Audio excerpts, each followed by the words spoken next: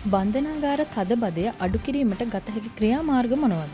වර්තමානයේදී බන්ධනාගාර පරිසරය උතුරා යෑම තුළ විවිධාකාර ඒවායේ තුළ ගැටුම්කාරී තත්ත්වයන් ඇති වෙලා මනුෂ්‍ය ඝාතන සිදුවීමක් සිදු වෙනවා අපි දැක්කා. ඒ සඳහා අප විසින් යෝජනා කරලා තිබෙන දේ තමයි මේ බන්ධනාගාර තුළ ඉන්න සිරකරුවන් දිහා බැලුවාම එයින් 68.8% වගේ ප්‍රමාණයක් ඉන්නේ යම්කිසි විදියක චෝදනාවක් ලැබලා ඒ අයට සැකකරුවන් හැටියට ඒ සම්බන්ධයෙන් නඩුවක් පවරන තුරු ඉන්න අය තමයි නැත්නම් අප ලැබෙන තුරු ඉන්න අය තමයි බහුතරයක් ඉන්නේ. ඒකට ඒවැනි පිරිසකගෙන් 90%කට වඩා වැඩි ප්‍රමාණයක් ඉන්නේ මත්ද්‍රව්‍ය සම්බන්ධ වැරදි වලට අදාළ පුද්ගලයන්. ඉතින් මේ නිසා අද වර්තමානයේ තිබෙන තත්ත්වය අනුව ග්‍රෑම් 10 හෝ ඊට වඩා වැඩි වෙන අවස්ථාවේදී ශුද්ධ බර කියන එක ඉතා වැදගත්. ඒ පුද්ගලයන්ට අභියාචන අධිකරණයේ දිවයිනේ සියලු දෙනාම ඇවිල්ලා අභියාචන අධිකරණයේ අපීල්ලීමක් කරන්න ඕනේ. ඉතින් මේ තත්ත්වය නැති කිරීම සඳහා අපි රජයට යෝජනා මාලාවක් දාලා තියෙනවා. ඒ යෝජනා මාලාව ඉදිරිපත් කරපු ක්‍රියාව අනුව ජනවාරි මාසයේදී ඒක ක්‍රියාත්මක කරන්න උත්සාහ ගන්න කියලා අපි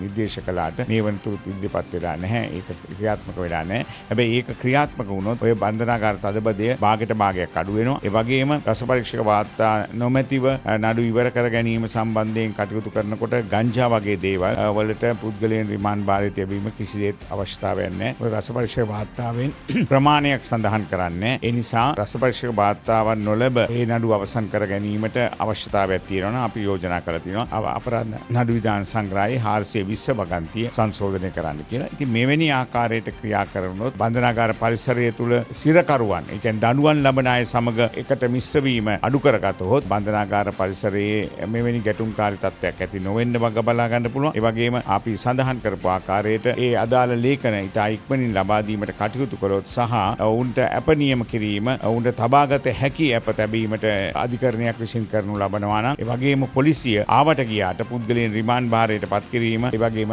78 වගන්තිය යටතේ කරන නඩුවල වෙනුවට 54 වගන්තිය කියන එක කවුරුත් දන්නවා. මත්ද්‍රව්‍ය පනතේ තියෙන 54 වගන්තිය දැම්මේ ගමන් මහේස්ත්‍රාත්තුමාට අපදීමේ බලය නැති වෙනවා. ඉතින් ඒ තත්ත්වයේ අනුව ක්‍රියා කරන්න ගියාම වෙන ප්‍රතිඵල භයානක තත්යකට වෙනවා. ඉතින් මේ සම්බන්ධයෙන් මම හිතනවා රජය වර්තමානයේ යන ක්‍රියාපිළිවෙල වෙනස් කරලා වහාම පිළිවෙලක් අනුගමනය කරන්න ඕනේ. ඒ වගේම බන්ධනාගාර තව තවත් ඇති කිරීම සඳහා පියවර ගැනීම තාම සුසු තත්ත්වයක් ඇති වෙනවා. ඉතින් ඒක හොඳ දෙයක් නෙමෙයි බන්ධනාගාර ඇති වෙන එක. නමුත් ඒ ඉඩ ප්‍රමාණය මදිකම නිසා ඔවුන්ට ලැබෙන පහසුකම් ලබා දීම සඳහා දැනටමත් යෝජනා වෙලා තියෙන පරිදි මිල්ලෑව ප්‍රදේශයේ, හොරණ මිල්ලෑව ප්‍රදේශයේ තිබෙන බන්ධනාගාර යෝජනාව, ඒ කියන්නේ ගොඩනැගිලි යෝජනාව ඉක්මනින් හදා නිම කරන්න කටයුතු කරන තුරු අර මා කියපු ආකාරයට ඒ පුද්ගලයන් මේ ඉතා ඉක්මනින් මුදා හැරීම සඳහා පියවර ගන්නවා නම් ගොඩාක් තදබදය අඩු කරගන්න පුළුවන් වෙයි.